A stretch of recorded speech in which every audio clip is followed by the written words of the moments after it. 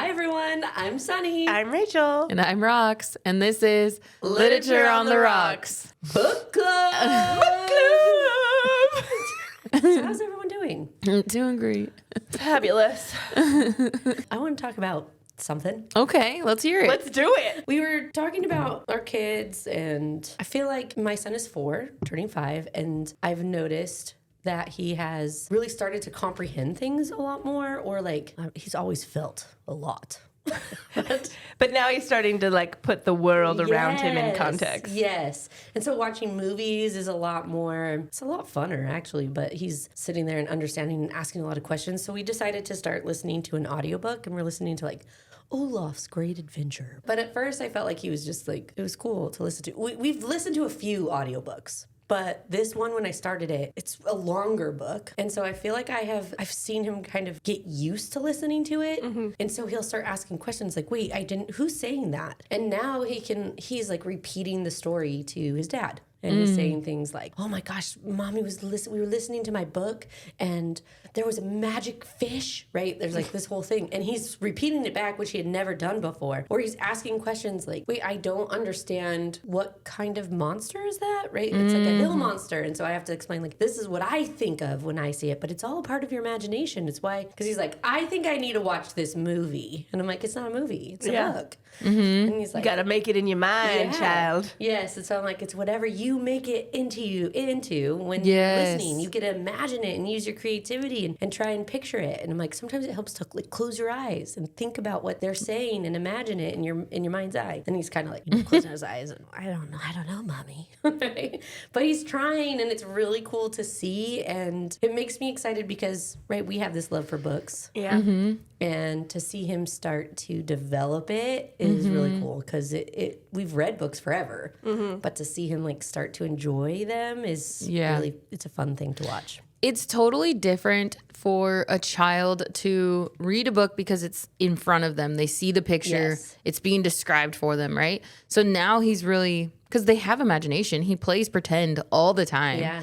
But it's a different way for him to use it. I would ask, draw what he thinks it looks like. Yeah. Right? And see what it actually comes up. Yeah. Might be kind of cool to see. Yeah. It's a good thing for him to try to do during school breaks. Right? Yeah. Because he's kind of using his imagination, and that would be a good exercise for him to do and practice on. Listen to a chapter and then draw the picture of the story. Yeah, like draw what you heard. Yeah. Actually, it might be a good way because you might even be realizing his learning style, right? Yeah. Because right now he's very visual. Yes. So that might help him connect the book. Yeah. I think we're all visual, really, at some, like, to start. Yeah, exactly. Also probably a testament to, like, kids, well, I don't know, because kids will remember the craziest things. Yeah, they'll know how to say fuck real quick.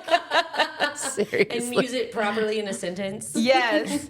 Or remember where you hid the treat that they weren't supposed to eat 2 weeks ago. Yeah, they're great at that kind of stuff. But remember the book we listened to last night. Yeah. My middle was getting her, what did she put on? He was putting on her shoes, and the dog came up and licked her face, and she was like, what the hell? And I was like, we don't say that. And she was like, we don't? You know that. Yes. Oh, it's only for Mommy and Daddy? Like, yes. She was like, so don't say hell. And I'm like, no. She's like, don't say what the hell. And I'm like, none of those things. All the variations that contain hell are off limits. My son says oh shit a lot. He's gotten better as he's gotten older, but it was something that I was like, you cannot say that. But your oldest came to tell me, your son said the S word. Well, I can't say, listen, you can't say the S word. He's going to be like, what the shit is the S word? So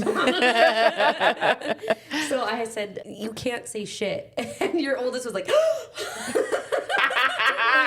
like, I can't tell him the S word. He's not going to know what I'm talking about. You know, we forced her to say bad words the other day, and she was so appalled with herself.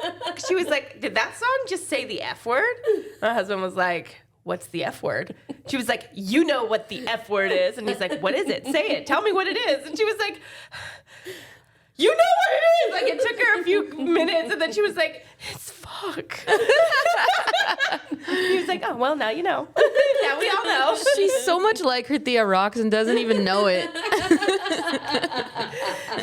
She won't say that, but she came in from the hallway and she was like, who is just in the bathroom? And I was like, why? She's like, it smells like shit in there. Okay, that's an acceptable time to use the word shit. I would agree.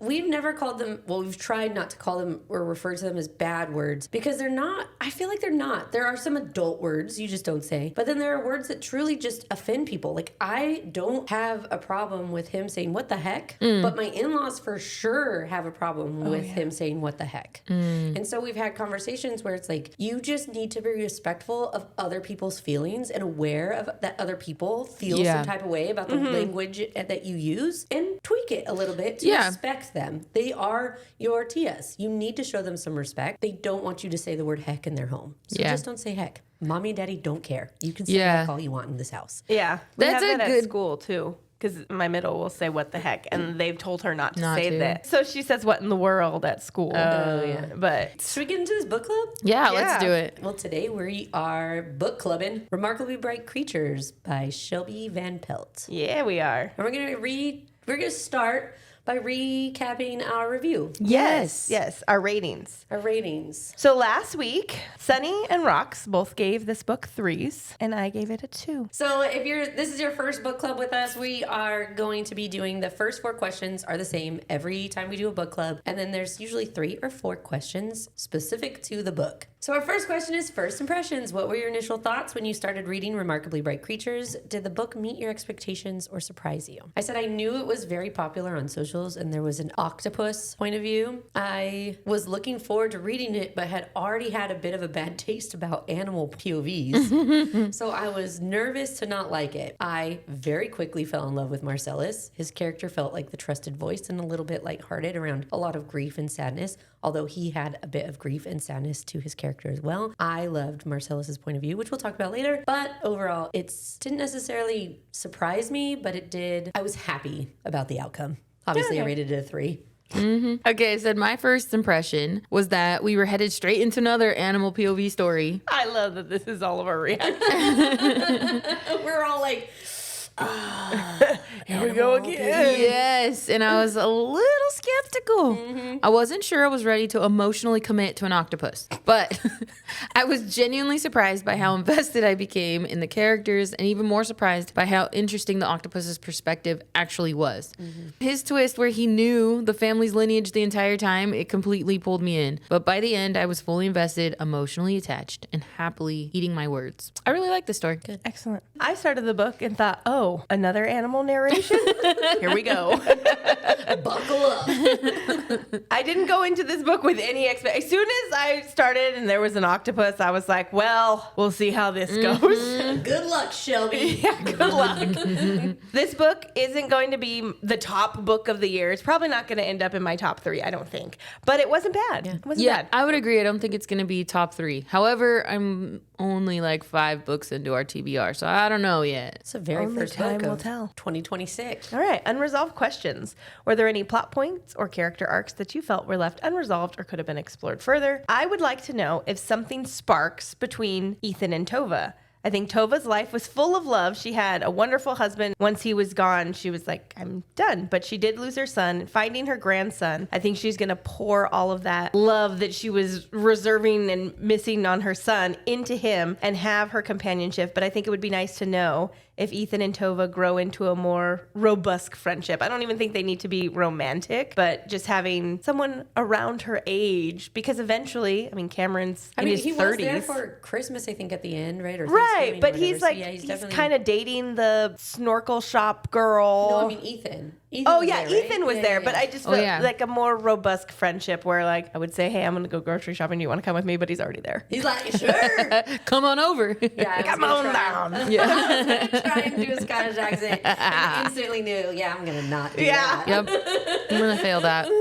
Honestly, I feel like the story wrapped up really well overall, but I definitely wanted more about Ethan. He had such an interesting presence. He was just funny and like a good comedic relief half the time. It's a backstory that really surprised me. So I felt like he needed a little bit more book time. Truly, I think he could have carried an entire book on his own. Yeah, I think you're right. And if I'm being honest, I really wished he and Tova had ended up together. She absolutely deserved a second chance at love, and he felt like someone who could have given her that. Similarly, like my co-hosts, I would love to hear more about Ethan. And I agree. I actually think there's a lot of characters that are minor characters in this story that probably have more of a story to tell. Like the I'd aunt? To hear the aunt. Oh, she's a floozy. Yeah, she is. Getting the clap in the trailer park. Seriously, I forgot about that. But she was older, but I did say, and this kind of goes in hand with what we were just talking about. First of all, the book is great. I wouldn't change a thing, really. But I do think I would have liked to know where the heck Cameron's mom went and why. Oh, yeah. Why doesn't Jean ever try to find her? And why does she never come back? I'm sure Eric's death had a toll on her and probably changed her life drastically. But where did her life end up? Did she just have zero regrets? She left her son, her sister, and apparently her best friend. I just don't get why. I get that she had this traumatic experience, and maybe fell into bad things. I just don't think a person that when you think about Eric's story and Tova's point of view of who Eric was, he was captain of the football team. He was very much so involved with the community, loved by everyone, a family who loved him. And he hooked up with this girl who might be on from the wrong side of the tracks or whatever. Ultimately, just your average West Side Story. Yeah, I just don't see her being someone that Eric really fell for and potentially, did have a kid with. Yeah.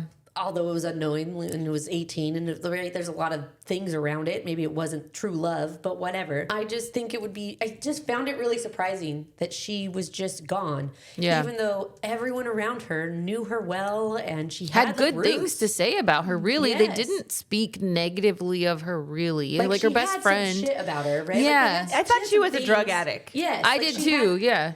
And she fell into drugs, but still, I feel like in my mind, she OD and die? She had to have died. Yeah, but That's it what I never was says thinking, she is that was she gonna died. commit suicide, and then The surfer lady stopped her. Yeah, surfer lady stopped her, so she didn't. But she was clearly having a traumatic episode because she was just repeating words over and over again, and wasn't. But who knows? Maybe she was high, and that's her high state. We don't know. Yes. Or her low state, and she was like, I don't know how to get out of this. Yeah. I lost my son, I lost my family, I lost my boyfriend.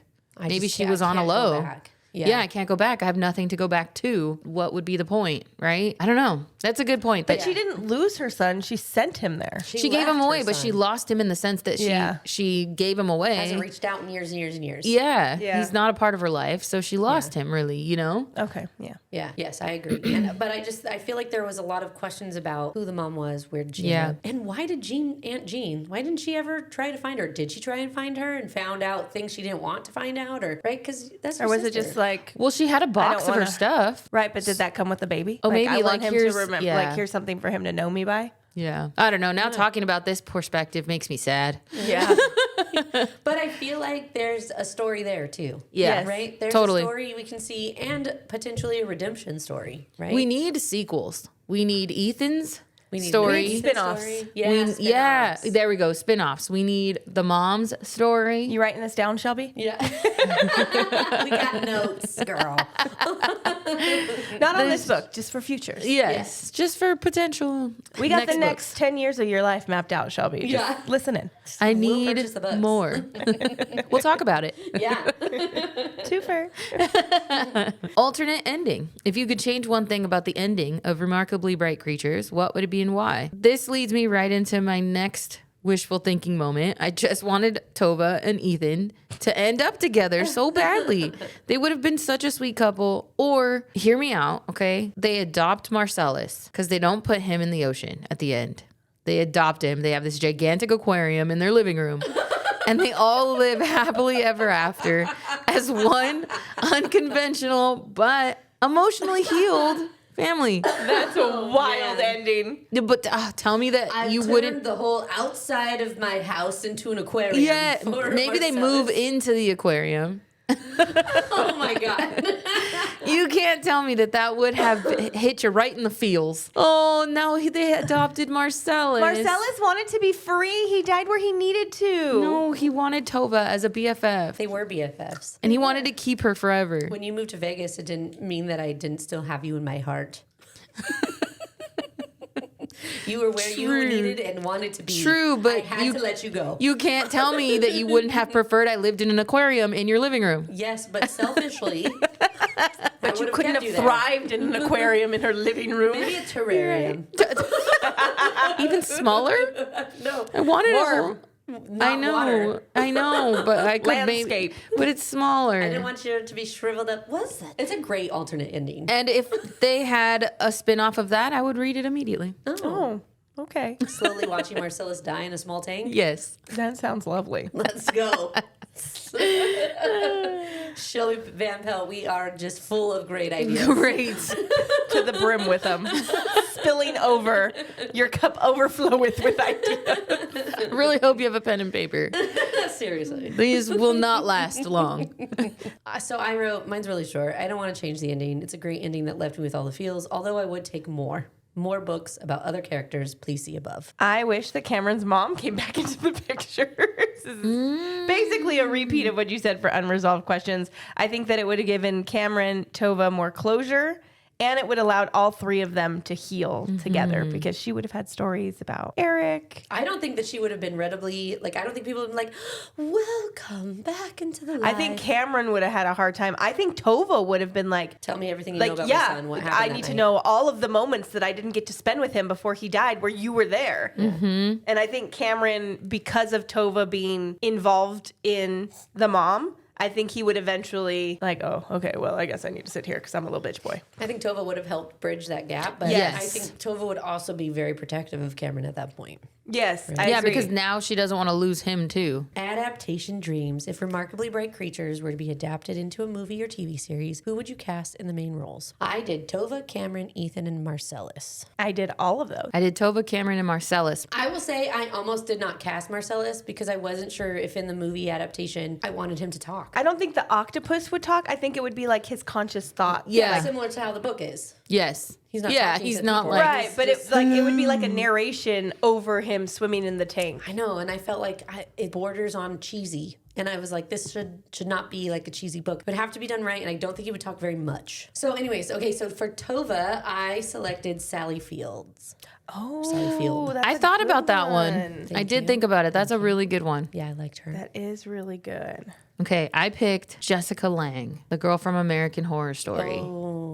Oh, okay. I did Helen Mirren. Oh, that's Lady Mirren. Yes, Our Lady, Helen Mirren. Oh, Helen Mirren, that's a good one too. They're all really good picks. They are. This is a toughie. This one's a really tough one because I do like Helen. I like Sally Field because she's like petite and cute. I say Yeah. Sally. Okay, but we all had really good picks. These were good. These were some of the best ones I think we've done. Okay, Cameron, I did Aaron Taylor Johnson. Okay. Yeah, I feel like he was a rock and roll guy, right? He was a drummer in a rock and roll band. He was a little bit grunge. I did Timothy Chalamet. Oh, yeah. I went with Dylan Minnette. I do think you guys definitely went more pretty boy, but I would think I like Dylan Minnette better than. Yes, I'll give you that. Better I than was- Timothy Chalamet? Yeah. All right, we cast out Timothy. So I'll pick Dylan Minnette. All right. I didn't have to listen to my person's voice. I already knew what it sounded like. Oh, Was it Morgan Freeman? please don't let it be Morgan Freeman. Oh my God, it's Morgan Freeman.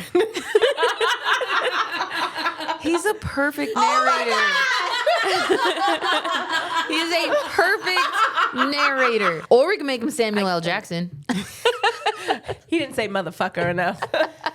So I guess we're doing funny? Marcellus next? Yeah, we'll do Marcellus. It's funny because I was like, who can I? And I started looking up. So my process is I usually start with ChatGPT. They give me nothing. And so I do more research. And then I go back It gives to you the same ChatGPT. people every Yes, time. every Yeah. I freaking stopped time. doing it because And I'm it was like, I give can't me keep. other options. I just got to look up more people. And then I'll start like Googling and then putting it into ChatGPT and then Googling and then ChatGPT. The book is not like a kid's book with an octopus talking. That's why it had to yeah. be Morgan Freeman. Well, it says, I want to tell you what ChatGPT said because I got to find it now. Voices Make I my heart avoid nice. even though they're great. Number 1, Morgan Freeman. Wait, what was the title? Voices I'd avoid Oh. even though they're great. Oh, well, You're that like, author. Proof. Thank you. That author of that article doesn't know what he's talking That about. was ChatGPT.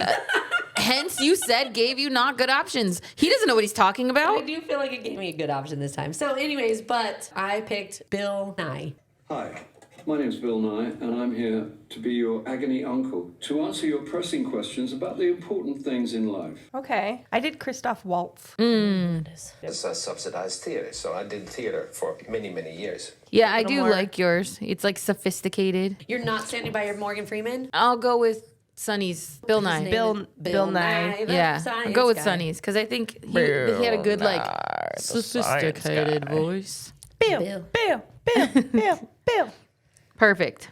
Okay, Ethan. Oh, Ethan. Okay, so for my pick, I really wanted a Scottish actor with like Yes. a real Scottish accent. The way I found my actor was I looked up the characters from Braveheart. Angus McFadden. Okay. Oh, The only thing I don't like about it, because he's got a great voice for the actor, he's definitely Scottish. The only thing I don't love about him is he's often portrayed very seriously and hard. And I don't feel like that was Ethan. Mm-hmm. But there are some photos of him where he's laughing and smiling, and I feel like he could do it, but he's definitely more of a rough around the edges kind of guy. okay. Who did you pick? I did Robert Carlyle. He did Once Upon a Time, and he was Rumpelstiltskin. Rumpelstiltskin. So he can hop around and have... I can't. Do you know what? This main picture of him, I'm like, oh, I see it. But as soon as he is Rumpelstiltskin, I cannot unsee it. I He know. is Rumpelstiltskin. He's Rumpelstiltskin. Well, I don't know him in Rumpelstiltskin as Rumpelstiltskin, fair. so Biased all I can go Hold off on. of is that first photo. He would be Okay, kind I of do kind like of serious, but he can laugh and joke around. Yeah. Is kind of how he laughs. Okay, my last minute choice was Hugh Grant. That's what he Hugh Grant. Yeah, because he could have a Scottish accent if you train him. He's British as fuck. He just looks like he could be like a supermarket store owner and be older and still attract a Tova in his day. And I feel like he could be an attractive older man. He's a handsome-ish. He's no George Clooney. No, or no Gerard Butler. But I mean, he's got his crowd. I think Rachel really wanted to cast Gerard Butler for Ethan. I did, but he's too I love young. Gerard Butler. I know he is too young, and I would have picked him like that. like Wow, that. that was a good snap. All right, so who Am do I you pick? casting out? Yeah. Okay. All right, hold on. We had Robert Carlyle. Robert and- Carlyle. Angus McFadden. Oh yeah, Angus. How could I forget his first name? I think I like Rachel's better. Okay. What? Rumble for the win. So, for Tova, Sally Field. For Cameron, Dylan Monet. For Marcellus, Bill Nye. And Ethan is Robert Carlyle. What a great cast. We did great. We did good. This job. was probably our best yet, I think. I think so too. going hard in 2026. Yeah, we're Sorry, good. guys. Little setting iffy the bar about high. Rumpelstiltskin, but I could see him as a grocery store owner. Tricking people into guessing his name. Multiple POVs. The story alternates between Tova, Cameron, and Marcellus. Which point of view did you enjoy the most and why? Did any perspective feel slower or less engaging? I enjoy narration that spans multiple POVs. I love that. I like it when it jumps from timestamps. I like it when it goes to different people. I feel like it makes the story go a little faster. Makes your brain have to work a little harder. Yeah, I like it. So I think I did enjoy. Smarty pants. Okay. I think I enjoyed Marcellus the most. He was just so wise, and it was so heartbreaking that he was just locked in this tiny space, counting down his days to his death. Cameron was definitely less engaging. I thought he was a whiny bitch. Yeah. I feel like I'll go next. We're going to have similar answers. Yeah. Said I mentioned previously, but I really liked Marcellus's point of view. I felt like he could see things no one else could, and he had some bits of fun humor that he injected into the story. Cameron was by far my least favorite. I felt like he drove me crazy the way he was always playing the victim and justifying his poor behavior. He was almost entitled the way he spoke about things, and I found myself rolling my eyes a lot during his chapters. His relationship with Tova and how she and Ethan really made him mature definitely made me like him by the end. Like he was a kid that wanted to try to learn to be better, but didn't have the opportunity for whatever reason. He just took too long to get to that point, though, and it drove me bonkers. My two favorite perspectives were hands down Tova and Marcellus. Cameron's perspective, on the other hand, was a little whiny and frustrating. That said, I do think his point of view was necessary. We needed his backstory, his missing piece, and his journey to finding his family. I didn't love that his initial motivation was mostly monetary, but ultimately that's what got him to where he needed to be, which was to Tova. So still, Marcellus and Tova were the heart of the story for me. Yeah, for sure. All right, Marcellus as a character. Marcellus is an octopus, yet, if we haven't already figured that out, yet he often feels like the most perceptive character in the book. What did his perspective add to the story that a human narrator couldn't? Did you ever forget he wasn't human, or did he need to be an octopus for this story? I said Marcellus' perspective was especially important because he saw everything from the outside in. He was observing humans almost like they were the ones in the aquarium, watching their patterns, their habits, their emotions. He noticed connections and similarities between himself, Tova, and Cameron that the humans didn't even recognize. I don't think this story would have worked the same way with just any animal narrator. Octopuses are incredibly intelligent, and that intelligence made his narration believable, insightful, and honestly delightful for me. I was constantly surprised by how human his observations felt without ever forgetting that he was actually an octopus. Good answer. Yeah. I wrote see above. And I said I loved Marcellus's perspective. I think his perspective would have been muted and less impactful if he wasn't an octopus. Could he have been a giraffe? No, I don't think so. It would have been too goofy. Could he have been a sea anemone? There is definitely something about starfish? him being no. I mean, if you think even just intelligent animals. A dolphin? No. No, they're too playful, I think. Yeah. He needed to be a serious... Okay, well, actually, I said, gosh, this is a hard question to answer. I'm sure there was a way to make this book work with Marcellus as a human, but I don't think it would have been as beloved. The fact that Marcellus couldn't speak and could only interact with Tova as a pet, I think it adds to the heartwarming feelings this book has. The same way a dog could bring its humans peace, Marcellus was able to make Tova feel seen even before he helped her find answers she didn't even know she needed. Their bond was something that gave you those feel-good moments, and his love for Tova was wholesome. I don't know if you could get the same emotions if he was a human or not an octopus. I think, again, the personality... A toucan? A crow. I think it could have been a crow. Dropping shiny things for Tova. Shitting on Cameron's shoulder. Yeah, I agree with you. Yeah. Routines for comfort. Tova finds comfort in routines as a way to manage grief. Are there areas in your life where routine has become a shield rather than a support?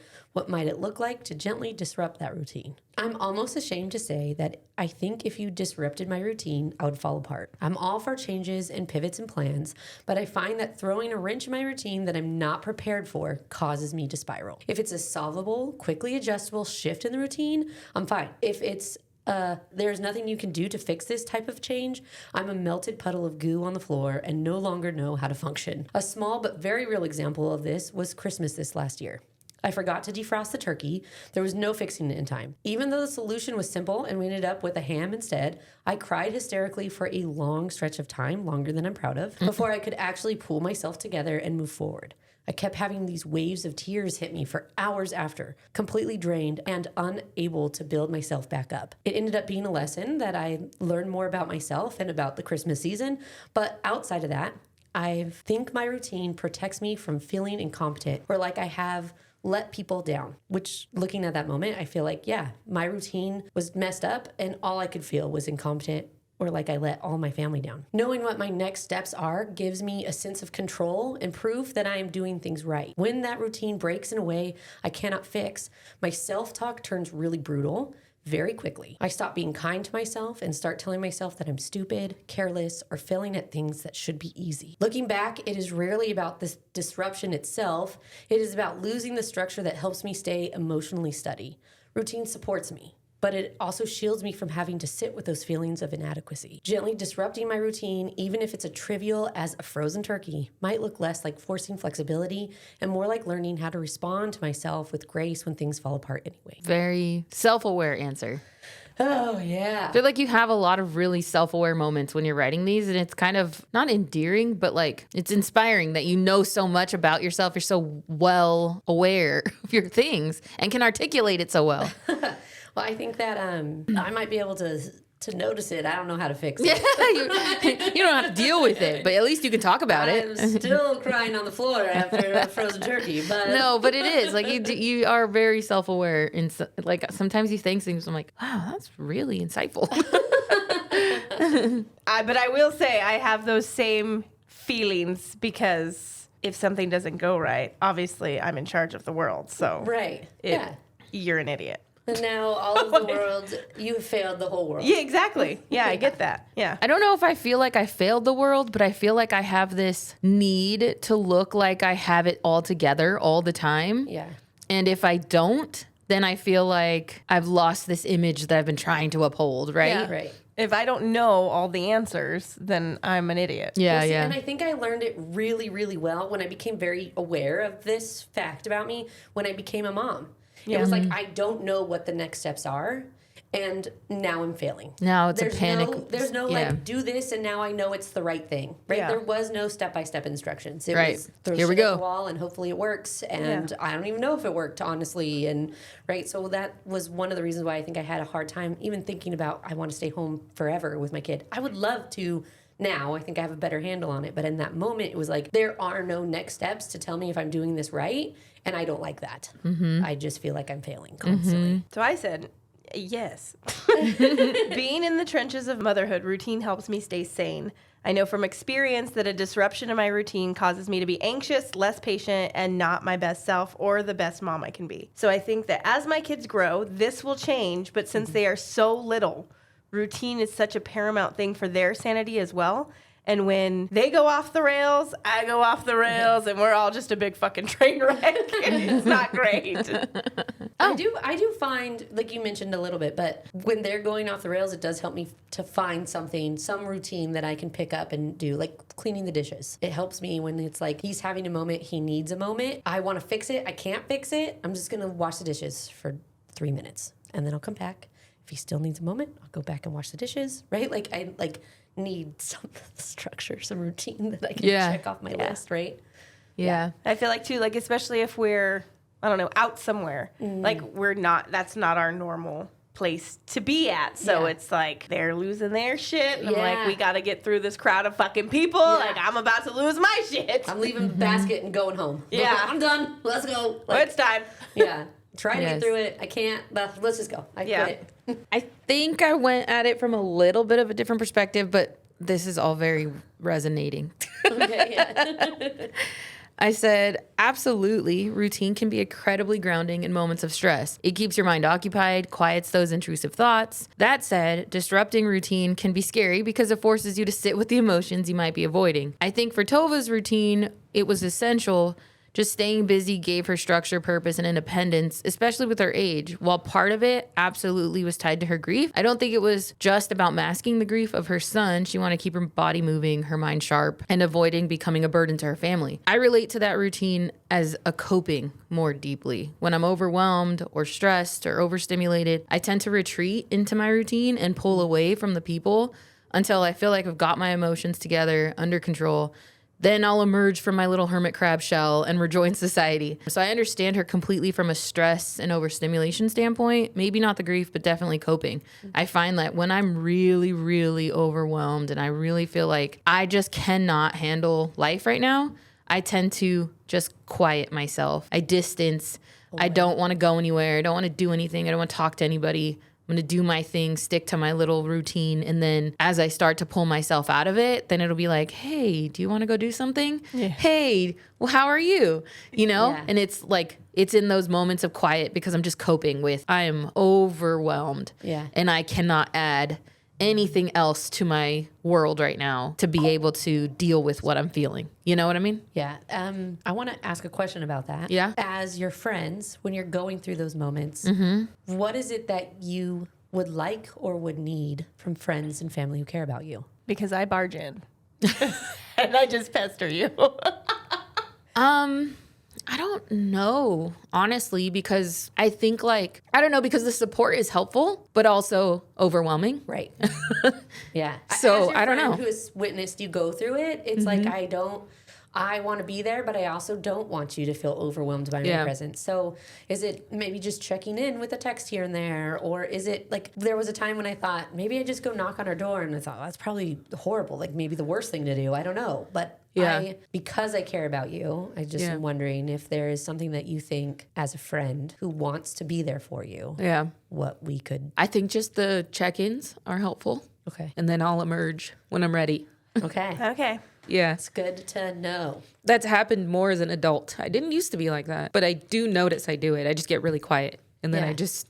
Well, I think it's part of it because there's so much more as an adult, and you got more responsibilities and then kids on top of that. So it's a lot. I do feel like kids added a whole new layer of Right, because you've been doing your own thing. Well, and like pressure to be perfect, or pressure to be the best mom, or pressure to be someone who is anything. Yes, and then it makes it even harder. And if your reaction is to retreat and go into these routines, I get it, because same. Life is hard. And I feel like I used to think that like, surround myself with people, and it's not that anymore, because I think it just like stresses me out more because now there's more expectation. Right. Yeah. I have to host. I have to do this. I have to. Yes. Yeah. Yes. I get that. Yeah. There's more expectations you feel like you have to meet. Instead of that just makes sense.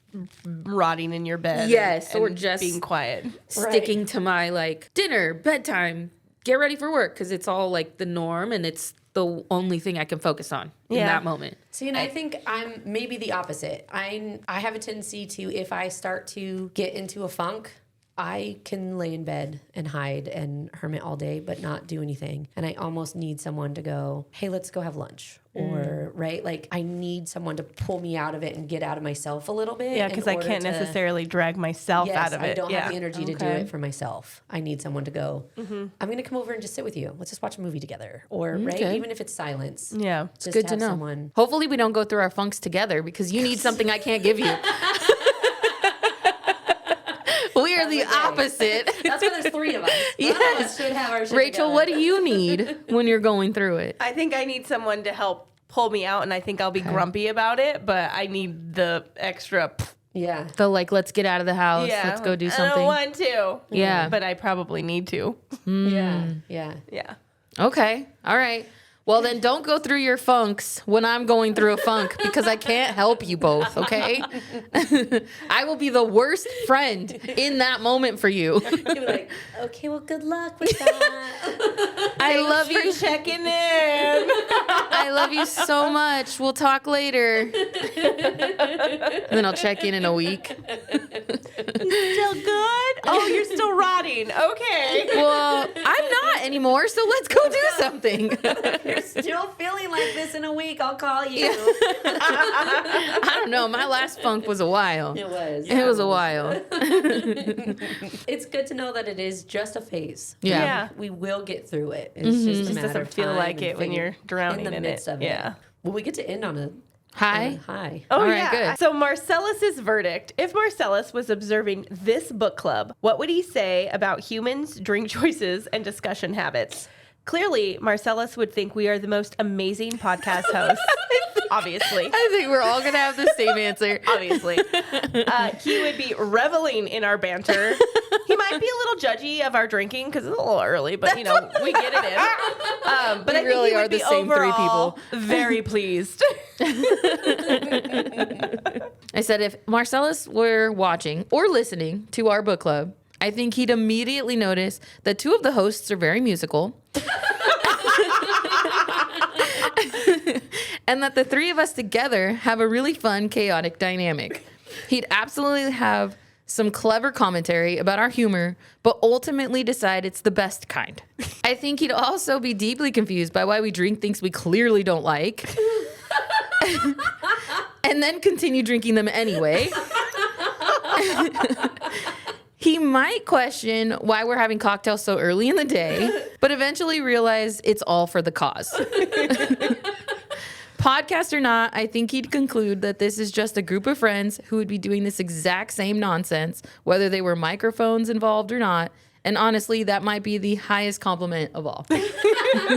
So I went a different way, actually. Okay. Oh, I think he would hate our book club. Oh. I think if he were to join a book club, it would be for the literary discussions over a cup of hot tea, not the hot goss with cocktails. Although his snark would definitely fit right in, I do think, however, he would love us as human beings. Aw. Yes. Yes, he would. The consensus is that Marcellus would love us, damn it. He would love us. Yes, he would. I think he'd be excited to come to this book club and then go, what the hell is this? He would. He'd be like, I can't wait to have scholarly discussions yes. with these humans of, Did he get that, Derek?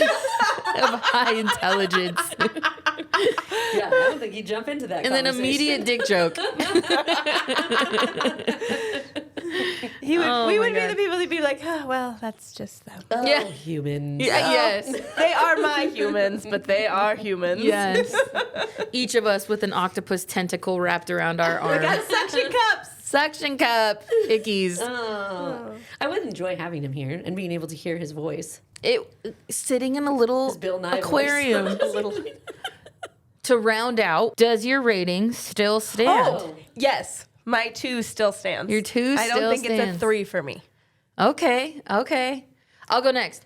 I think that it is a really great book, but having thought about it, I think I'm more leaning towards a 2. Oh. Wow. Because it was beautiful, but I can think of better books. So 2. I think I hear you. I don't think that when I rate, I'm thinking of other books. I'm just thinking of this book and how it made me feel. And for that reason, I rated a 3. I don't there are some that I feel like I would rate a 5, right? Great Big Beautiful Life. The ones that we mentioned in our highlight episode that were our top books. Those ones are not just a 3. They're like a 3+, right? They're way up there. But I do still think it's a 3-shot book that I would highly recommend to anybody that was talking to me about a good book to read. Yeah. I just think about how the 3-shot books made me feel and the overall vibe that I get from it. And while this was a really good book, and I think a 2 is still a really great rating, I didn't get that out of it. Now going back and going, yeah, this was good, but See, if I'm thinking about other books that I gave a 2 too, I don't think it fit. I think it's better than a lot of those books, right? If I'm rating, okay, that makes sense. because again, we only do 1, 2, or 3. I know. There's but not I do enough. think that there are times when I'm like, it's a 2, but it's kind of almost a 1. Yeah. Or it's a 2, but almost a 3. Yeah. This one I don't think is almost anything. It's Solid. It's a 3. I wouldn't put it like a 3+. I wouldn't gold star it, but it's a 3. Okay. Right? Does that make sense? That's a wrap on this book club episode of Literature on the Rocks. We love spending time with the quiet beauty, unexpected friendships, and gentle wisdom of Remarkably Bright Creatures by Shelby Van Pelt.